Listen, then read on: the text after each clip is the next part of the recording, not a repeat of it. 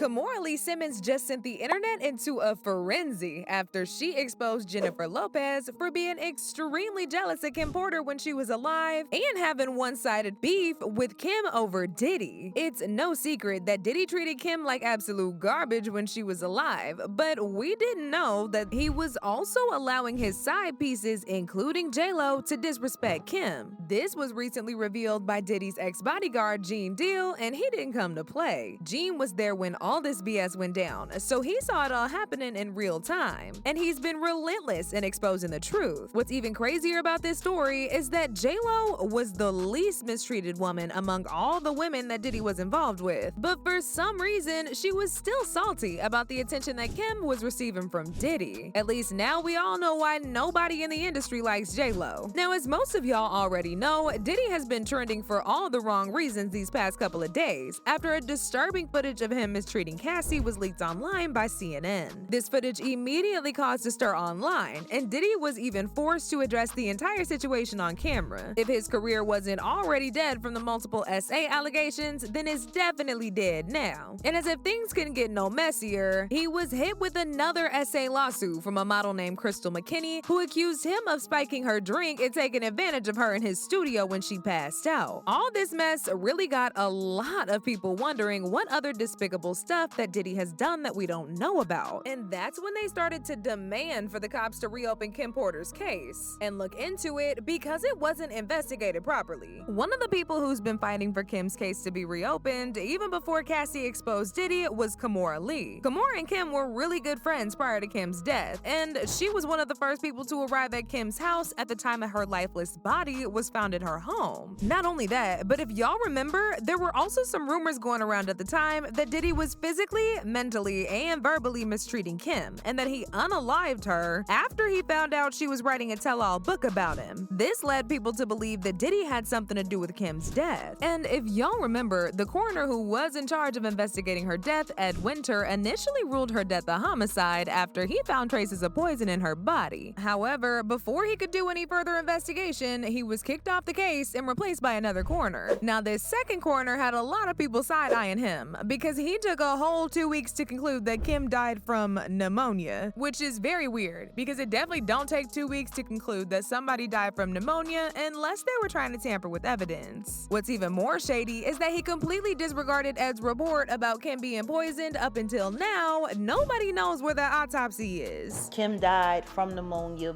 but there's the first coroner's report that said that she died. It was ruled a homicide, and they found toxins in her body to prove that she had been poisoned. You know, they have poisons that create heart attack and pneumonia-like symptoms. And get this, right when it was publicized and reporters started to search for Ed to find out what really happened, they found that man dead in his home. And at the time when Kim's autopsy reports even came out, both Kim's friends and her family did not believe it because Kim had never had any medical conditions prior to her death and she was perfectly healthy. It said that there were questions about the manner in which she died. There's another report that says Kim was actually found on her bed with, quote, blood on her pillowcases and a slight trail of blood on the bedroom floor that led to the bathroom. She was also strategically placed on the bed to mess with the police investigation. The reason why people, including Camora, were so convinced that Diddy had something to do with Kim's death is because he used to put his hands on her all the time. Right hand is in a bandage. That's the night I was called by Paul to meet him over at St. Luke's Hospital. He had a white t-shirt wrapped around his wrist because Kim had took the cork, you know where you open up wine? The corkscrew. She took the corkscrew and caught him on his wrist defending himself. And he almost, I think he had, I know he tore some ligaments, but he almost hit an artery. I came close to the artery or either scratched it or cut it a little bit because he just kept bleeding. And from that point on, he was hooked. That's when I knew when they was talking about people getting addicted and hooked on pain medicines, that's what happened to him. And it was from his right wrist that he's reminded by Kim all the time now. That's Kim's book. Then you hear about the fact that he broke Kim's nose on a yacht? Let's say allegedly. but it was told by people in her camp that he broke Kim's nose on a yacht.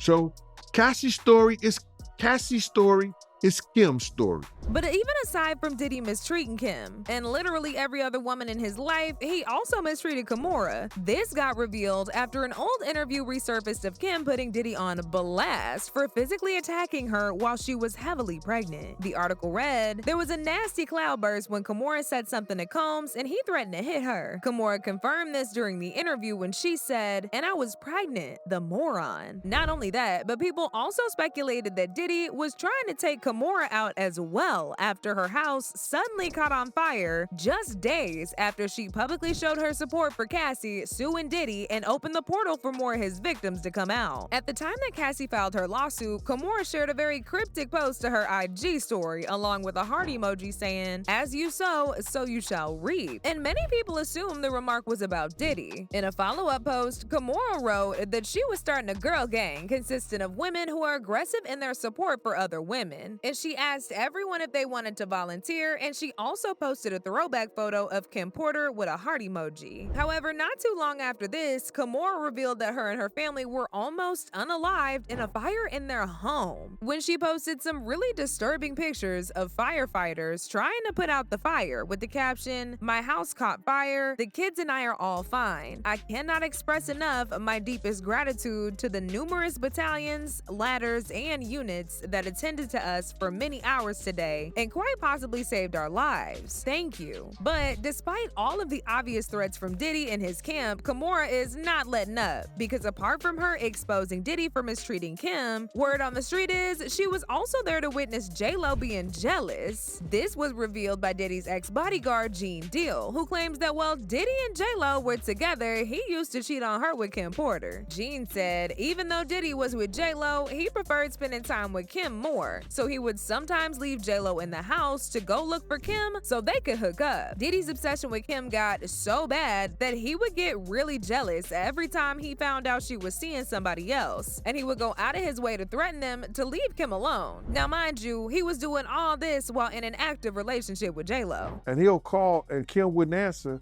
and if she was out, he would ask the babysitter, do you know where she at? Well, she said she was gonna be here because she had Kristen at the time.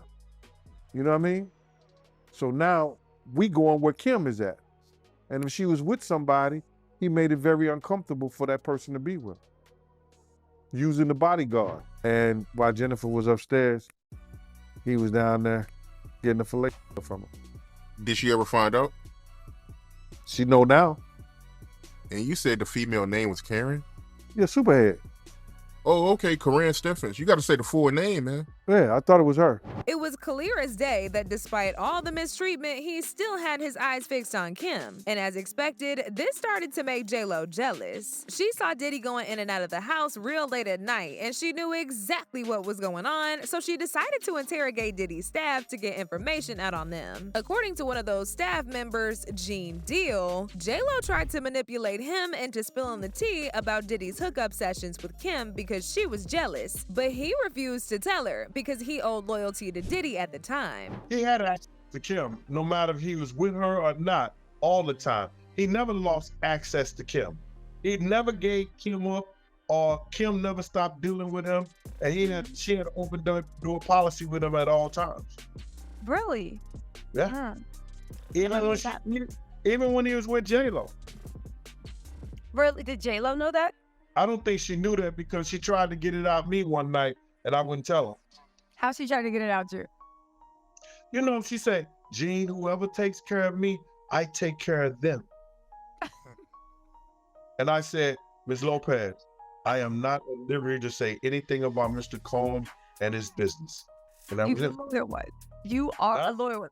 So you are a loyal one. She tried it though. She was like, "Cause you know." No, it's unclear if JLo ever confronted Kim about how salty she was feeling about Diddy spending more time with her, but one thing's for sure is that JLo was definitely feeling some type of way about Kim. As usual, people had their own thoughts about this. Like this person who said, P. Diddy did not treat Ms. Lopez the way he treated Misa, Kim Porter, Cassie, Gina, all his other women and side women. JLo was a star, and P. Diddy helped her become an even bigger star. All P. Diddy girlfriends were on his payroll, so they were employees of his many companies and corporations, except JLO. Another person said, JLO has been passed around in the circle of Hollywood. Her and Ben Affleck are just alike, LOL. That mama of hers is controlling, shakes my head. But now I want to know your thoughts. What do y'all think about JLo being jealous of Kim? And do y'all think Camora is right for wanting the feds to look into Kim's death again? Y'all been knew what to do. Let me know your thoughts in the comment section down below. And don't forget to click here to watch this other very messy video.